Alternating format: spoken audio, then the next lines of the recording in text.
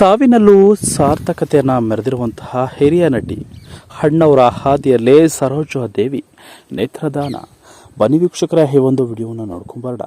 ಈ ವಿಡಿಯೋ ನೋಡೋಕೆ ಮೊದಲು ನೀವು ನಮ್ಮ ಚಾನಲ್ಗೆ ಸಬ್ಸ್ಕ್ರೈಬ್ ಆಗಿಲ್ಲ ಅಂದರೆ ಕೂಡಲೇ ಸಬ್ಸ್ಕ್ರೈಬ್ ಆಗಿ, ಹಾಗೆ ಪಕ್ಕದ ಬೆಲ್ ಐಕನ್ ಕ್ಲಿಕ್ ಮಾಡ್ಕೊಳ್ಳಿ ವೀಕ್ಷಕರ.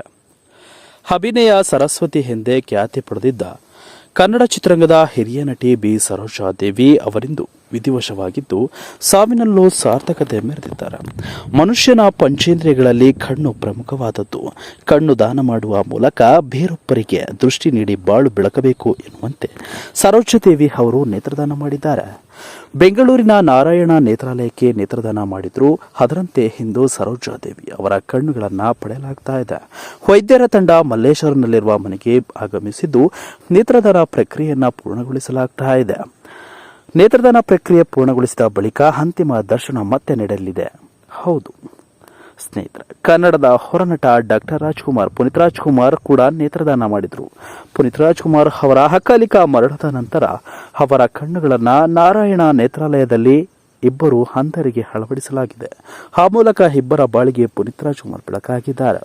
ಇದೀಗ ಪುನೀತ್ ರಾಜ್ಕುಮಾರ್ ಮತ್ತು ಅವರ ಹಾದಿಯಲ್ಲಿ ಸರೋಜಾ ದೇವಿ ಅವರು ನೇತ್ರದಾನ ಮಾಡಿದ್ದು ಬದುಕಿನ ಪಯಣ ಮುಗಿಸಿದ್ದಾರೆ. ಸರೋಜಾ ದೇವಿ ಎಂದಾಕ್ಷಣ ಕಿತ್ತೂರು ಚೆನ್ನಮ್ಮ, ಬಬ್ರು ವಾಹನ, ಭಾಗ್ಯವಂತರು, ಅಣ್ಣ ತಂಗಿ ಮುಂತಾದ ಚಿತ್ರಗಳಿಂದ ಅವರ ಮನೋಜ್ಞ ಅಭಿನಯ ಕಣ್ಣ ಮುಂದೆ ಬರುತ್ತದೆ. ಕನ್ನಡ ಚಿತ್ರರಂಗದ ಕಿತ್ತೂರು ರಾಣಿ ಚೆನ್ನಮ್ಮ ಅಂತಲೇ ಎಲ್ಲರ ಮನದಲ್ಲಿ ಮನೆ ಮಾಡಿದ್ದ ಸರೋಜಾ ದೇವಿ ಅವರು ತಮ್ಮ ನಿವಾಸದಲ್ಲಿ ಉಸಿರು ಚೆಲ್ಲಿದ್ದಾರೆ.